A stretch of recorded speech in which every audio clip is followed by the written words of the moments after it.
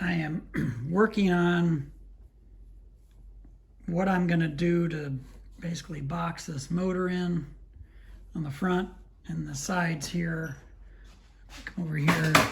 So my motor box, sorry, tripping over that. Motor box comes up here, close to this, roughly 1/4 inch away or so, a little more.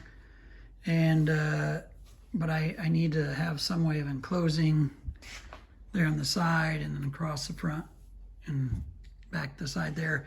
But also what I need is supports for this, because people will be climbing over this and this mid deck. So I was trying to figure out how to provide supports, which I have now. That's my plan, is to do this, have these two, where that's the back one there. And so it does two things: provide support. So basically, because this mid deck being removable, the way it will be removable, somebody asked a question about that on the Glenelg forum, and essentially it's going to be 2 bolts. You can see them there. 1 bolt here, and there'll be 1 bolt back here that'll bolt to this. And my intent is, so this will all be, of course, glued up and things. But my intent is there'll just be 2 bolts on each side.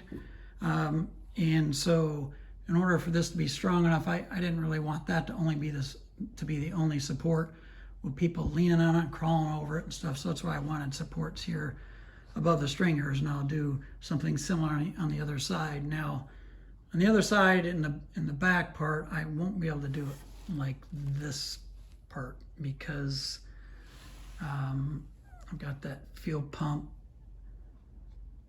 there, and the actual oil filters under there, and those interfere. So I'll be doing something different there, and I'll talk about that later. So yeah, this mid deck though, to remove it, essentially I'll have to disconnect it, because I'll have these boards, I'll have these supports. If I go down, you can see that they'll be screwed in to the mid deck, but I'm not going to epoxy those to the mid deck. And down here, they will be screwed to the stringer to keep these positioned right, but not epoxied. And the way that notch that I have notched out there, the weight, all the load goes down on the top of the stringer, and the notch goes down, it goes down to the floorboard, but there's a little gap, the floorboard, so that's just floating. I didn't want that to go all the way down. And so my intent is to put a piece of HDPE in here, a thin piece of the high density polyethylene. That's my plan right now. So when I bolt this together, because remember, this will be encapsulated, the side will be, and this will be all encapsulated. Well, my intent is this should never have to be removed, because if it is, it means I'm pulling the engine, which that means bad things are happening. But if so, I'm going to put HDPE in between there, just keep those from sticking together. So that way, if I ever take it out, it'll easily come out. But that's how it'll be removable, basically with these 4 bolts, and then just connect it from these support pieces. And I will have plywood also to show that. My plan is to use 6mm plywood here, and I will cut a piece that will basically go on the side there. Obviously that's not the right size, but it'll go right up there like that. And so that plywood is roughly flush with the side of the motor box. It'll continue, and then it'll just fill in that gap. So that's my plan. And so I've got these 2 done. I've got to make those 2 on that side. And then I'll work on cutting the 6mm plywood on each side. And then my plan is just to use 6mm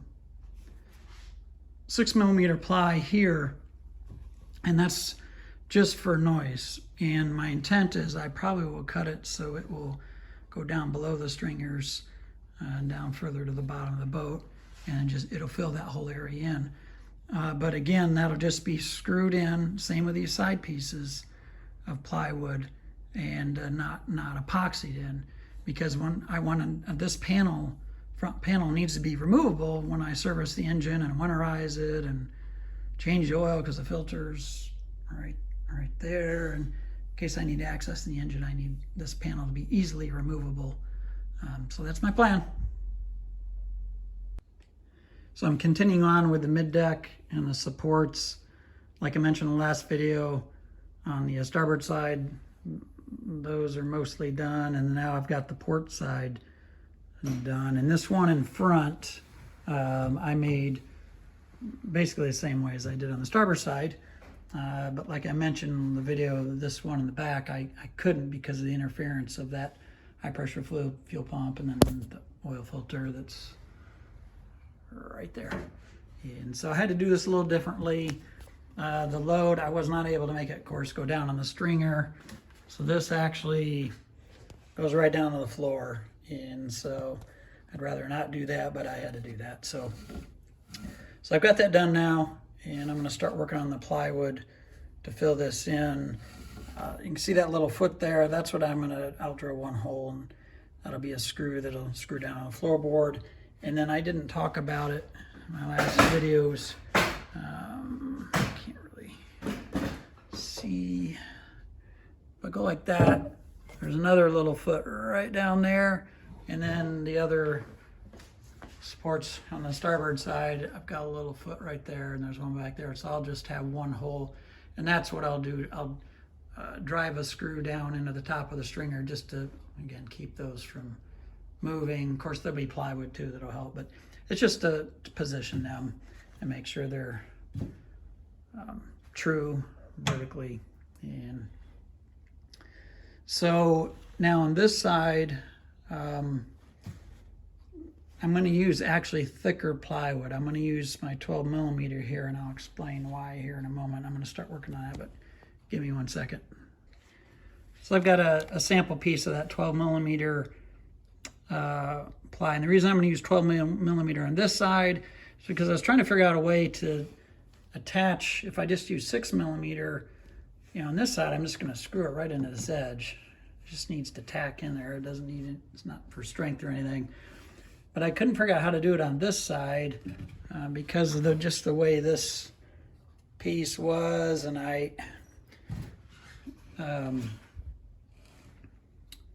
because I wanted to try to keep it as far towards the stringer as I could.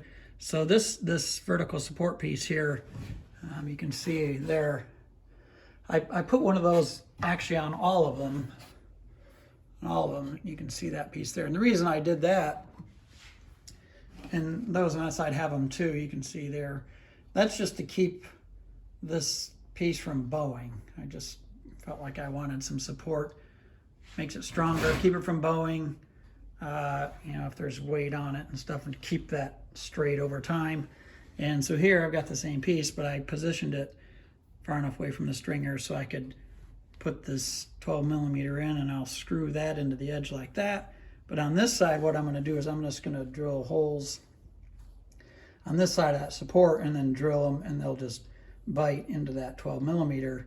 And that's why I use thicker plywood there, or I'm going to, because just give that little thicker plywood to bite into. Normally I would screw through the plywood and then it bites, of course, into the lumber, but in this case it's going to be the opposite. So that's why I'm going to use thicker wood on this part here, but everywhere else, like I mentioned, I'll just use 6 millimeter here and over there. So I'm going to start working on this 12 millimeter piece here, and then 6 millimeter over there, and then I'll cut that big one. I've got the plywood sides done now on both sides, and you can see how this one turned out, and then you can kind of see how it fit in behind that support piece there, like I mentioned. Oop, kind of hard to see. You have to go up like this. There you go. You can see that. And so yeah, this is different, but there's not much I can do about that. But it still provides good support here, so I'm glad about that. And my plan is the boat battery is going to go in this area right in here. And I believe I've got room.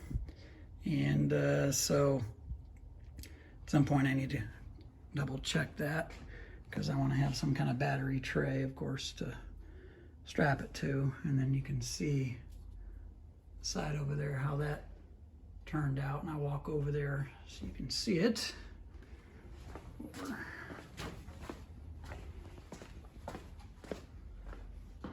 And then there's how that side turned out. And of course it just goes back. I called an audible. I went ahead and used 12mm plywood on this side, just so they were the same, because there's an edge right here, and I don't know, I just felt like doing it. My original plan was, like I mentioned, do 6mm, so it'll be roughly flush the outer edge. So this is sticking out more, but when I put my 6mm in there, it was sticking out a little bit anyway, so I'm like, I mean, nobody's gonna see that. This is gonna be behind the buddy seat. So I'm real happy though with this, because it provides really good support, like I mentioned, for that mid deck. And so next I'll be, like I said, I'll be working on a plywood panel, and that will be 6mm. I don't want it so heavy because I want to be able to get it out. And I'll just, you know, I'll have several screws in it, probably three down each side, and maybe 3 or 4 like that. But when I service the engine, like I said, I'll just unscrew it and pull it out. I thought about building some kind of a door or something, but I don't have room to hinge anything, so I'd have to pull it out anyway, and I don't want to make this more complicated than I need to. I mean, this is complicated enough the way I built these, so that'd be nice just to put a nice flat panel on there. And it should work well. I got the piece cut for that front panel, and I decided to call another audible and use 12mm.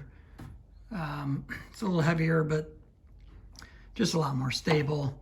If I would have put 6mm like I was planning, I would have to have some kind of support piece in the back just to keep it from bowing and so forth. So I went ahead and decided to notch it like this to go up and around the stringer on both sides, and then it goes down those outer battens. It's 1/2 inch-ish, maybe a little more, above those outer battens, and then in the middle above the keel, it's, I don't know, I didn't measure it, but inch and a half, something like that. So I'm gonna screw it in, maybe 3 or 4 screws along the top and a few up and down each side. I do need to sand it a little bit because it's sticking out a little bit too far this way. So, but yeah, so that's gonna work really nicely. Okay, success.